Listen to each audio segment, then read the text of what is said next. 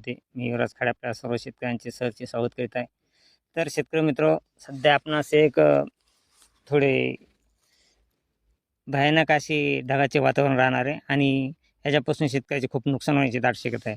कारण शेतकरी मित्र, सध्या एकदम खूप असे ढगाळ वातावरण राहणार आहे आणि ह्यात जास्त ढग आल्यामुळे एकदम जास्त अंशात ते अति अंशात जास्त ढगाळ वातावरण राहिल्यामुळं धुक्यासारखे प्रमाण हे महाराष्ट्रात राहणार आहे आणि याचा प्रभाव हा थ्रिप्स तसेच मवा या पाण्यावर होणार आहे.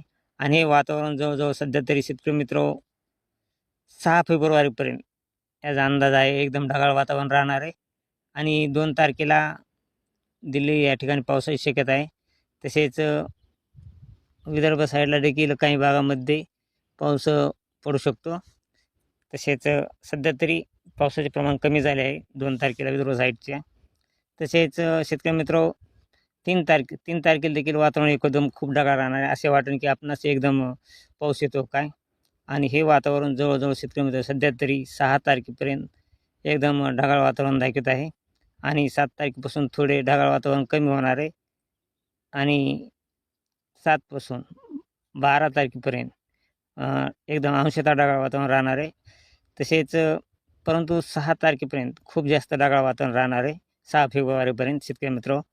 तसेच या वातावरणाचा परिणाम हा बऱ्याच जिल्ह्यांना जास्त होण्याची शक्यता आहे.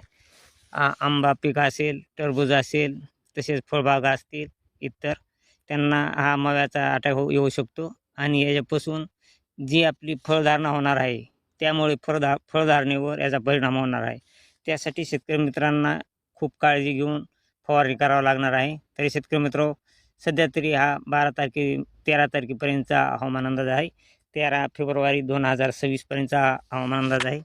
आपण आपली काळजी घ्या आणि शेतातील जे पिके आपले आंबा पीक असेल, तसेच अंगूरच्या बागाची फवारणी असेल, तसेच टरबूज, खरबूज असेल, मिरची, या पूर्ण पिकाची सातत्याने आपणास काळजी घ्यावी लागेल. कारण सध्या हा खूप फवारणी करणं खूप महत्त्वाचं आहे. कारण इतकं वातावरण ढगाळ आहे आणि धुळीचा प्रभाव हा जास्त राहणार आहे एकदम.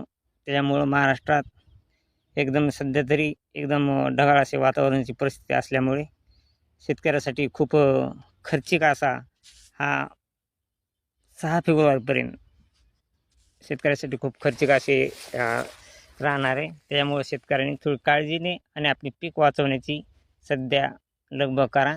परंतु सध्या तरी पावसाचा कसल्याच प्रकारे अंदाज नाही.